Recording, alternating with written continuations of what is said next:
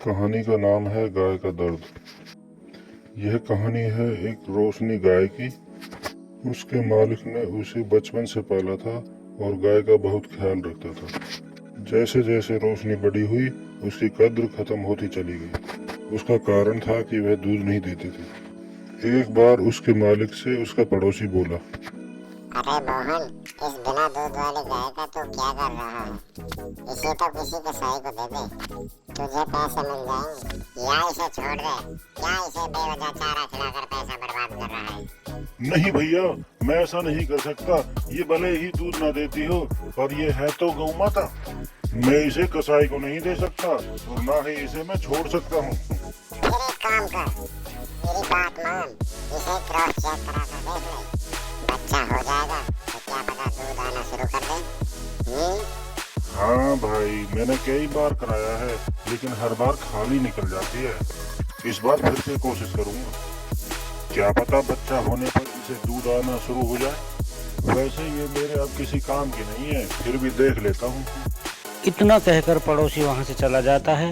मोहन की लाख कोशिशों के बाद भी रोशनी दूध नहीं देती है। इसलिए उसका मालिक रोशनी को सूखा चारा देता था और घर में जितनी भी गाय भैंसें थी सबको हरा चारा देता था। एक दिन चंपा गाय रोशनी गाय से कहती है, अरे रोशनी, तेरा जीवन भी क्या जीवन है। मालिक तुझे सूखी सूखी घास देता है और हमें देख हरी हरी ताजा घास खाते हैं। अगर तू भी दूध दे रही होती तो मालिक तेरा भी उतना ही ख्याल रखते जितना हमारा रखते हैं। हाँ हाँ चंपा बहन, मैं जानती हूँ, पर क्या करूँ? दूध आना ना आना मेरे बस की बात नहीं है। मैं तो चाहती हूँ कि मालिक को कुछ तो फायदा मिले, नहीं तो पड़ोसी की बातों में आकर क्या पता मालिक एक दिन सही में कसाई के हवाले ना कर दे। हाँ रोशनी, ऐसा हो तो सकता है। मालिक तुझको कब तक फ्री का खिलाएगा? तू किसी काम की नहीं है। अगर तू दे देती तो मालिक उसे बेचकर मुनाफा कमाता। खैर, अपनी अपनी किस्मत। चलो हम चलते हैं, हमारा दूध देने का समय हो गया है। चंपा की बातें सुनकर रोशनी बहुत दुखी हो जाती है। ऐसे ही कुछ समय बीत जाता है और रोशनी गर्भवती हो जाती है। तब बाकी की गायें उसका मजाक बनाती हैं। रोशनी बहन, सुना है तुम गर्भवती हो? हाँ बहन, भगवान की दुआ है, मुझे इतने साल बाद ये खुशी मिली है। अच्छा है, पर मुझे एक बात का दुख हो रहा है। तुम्हारा जो बच्चा होगा तुम उसको दूध कैसे पिलाओगी? तुम तो बिना दूध वाली गाय हो, तुम्हारा बच्चा तो भूख से मर जाएगा। शुभ शुभ बोलो बहन, तुम भी एक माँ हो, मेरे लिए ऐसी बातें बोल रही हो।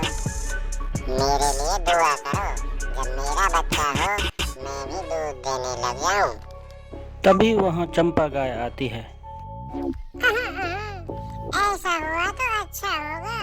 अगर ऐसा नहीं हुआ तो मैं तुम्हारे बच्चे के लिए दूध पिला दूंगी और वो हमेशा के लिए मेरा हो जाएगा। तुम्हें तो पता ही है, मेरा बच्चा जन्म देते ही मर गया था। मुझे भी एक बच्चा चाहिए जो मुझे माँ बोले।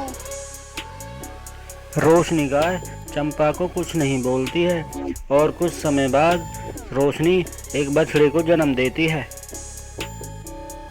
सबको यही उम्मीद लगी रहती है कि रोशनी दूध देने लगेगी और मालिक बोलता है, हो सकता है ये दूध देने लगे, चलो एक बार कोशिश करते हैं। फिर मोहन रोशनी की दूध निकालने की कोशिश करता है लेकिन रोशनी दूध नहीं देती है। हे भगवान, मैं क्या करूं? इस गाय ने बछड़ा भी दे दिया है लेकिन इसका दूध तो अभी तक नहीं आ रहा है। ये दूध नहीं देगी तो इसका बछड़ा दूध कहाँ से पिएगा? इसका कोई फायदा नहीं है। भला इस बगैर दूध वाली गाय को मैं कब तक पालूं? अब मुझे इसे कहीं भेज देना चाहिए। रोशनी अपने मालिक की बात सुन रही थी। वो मन ही मन बहुत दुखी हो रही थी क्योंकि रोशनी का बच्चा उसके पास आकर उसके थनों को खींच रहा था। वो खूब खींचता है लेकिन दूध नहीं आता है। अपने बछड़े को ऐसे रोते देख वह बहुत दुखी होती है और भगवान की तरफ देखकर बोलती है, हे भगवान, इससे अच्छा तो मुझे माँ ही नहीं बनाता। कम से कम मैं ये दुख तो नहीं देखती। तुमने मुझे माँ बनने का सुख दिया और मेरा बच्चा भूख से तड़प रहा है। मैं अपने बच्चे को दूध भी नहीं पिला सकती। ये कैसी पीड़ा है भगवान। अब मुझसे नहीं देखा जाता। मैं अपने बच्चे के पेट भी नहीं भर सकती तो मैं माँ कहलाने के लायक भी नहीं हूँ।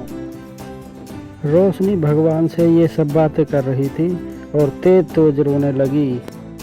थोड़ी देर बाद वहाँ चंपा गाय आती है और उससे कहती है, रोशनी, तेरा जीवन भी व्यर्थ है। तेरे माँ बनने का क्या फायदा कि तुम अपने बच्चे को दूध भी नहीं पिला सकती। इससे तो तुम मर ही जाती। देखना, तेरा बच्चा दूध के लिए कितना तड़प रहा है और तू उसे दूध भी नहीं दे सकती। बेकार है ऐसी जिंदगी। मेरी बात मान, अपने बच्चे को मेरे पास भेज दे।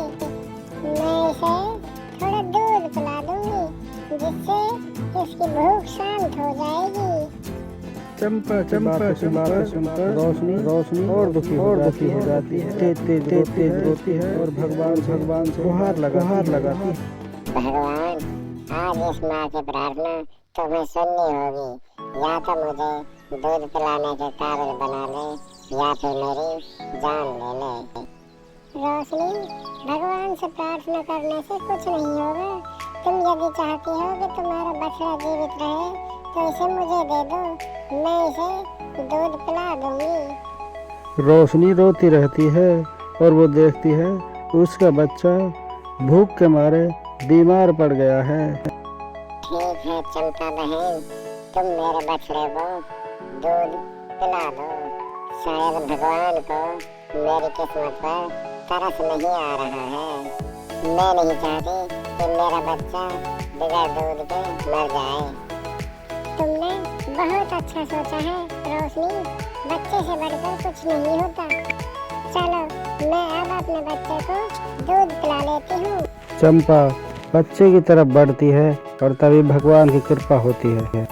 रोशनी का बच्चा उठकर अपनी माँ का दूध पीना शुरू कर देता है और उसका पेट भर जाता है। रोशनी यह देखकर बहुत खुश हो जाती है। भगवान, तेरा लाख लाख शुक्रिया। अब मेरा दूध उतर आया है। अब मेरा बच्चा भूखा नहीं रहेगा और ना ही मालिक मुझे अब कसाई को बेचेगा। मैं भी अब दूसरी गाय जैसी हो गई हूँ और अब मुझे कोई भी ये कहकर नहीं चलाएगा कि मैं बगैर दूध वाली गाय हूँ। मैं बेकार हूँ और व्यर्थ हूँ। सच में रोशनी, आज मैंने तुम्हारी ममता की ताकत देख ली। तुम्हारे सच्चे आंसू के कारण भगवान ने आज तुम्हें आशीर्वाद दिया है। आज मैं भी दोबारा माँ बन पाती और मुझे भी कोई माँ कहकर बुलाता। चंपा बहन, एक माँ की तकलीफ एक माँ ही समझती है। इसलिए मैं चाहती हूँ मेरे बच्चे की एक नहीं 2 माँ हो। चंपा रोशनी की बात सुनकर उसे गले लगा लेती है। तुम बहुत अच्छी हो रोशनी। मैंने तुम्हारे साथ इतना बुरा किया, तुम मेरे लिए फिर भी इतना सोच रही हो। तुम धन्य हो। अब रोशनी के थनों से दूध टपक रहा था। यह देखकर मालिक बहुत खुश हो जाता है और बाल्टी में दूध निकालता है। रोशनी ही सबसे ज्यादा दूध देने वाली गाय बन गई और मालिक उससे बहुत सारा मुनाफा कमाता है।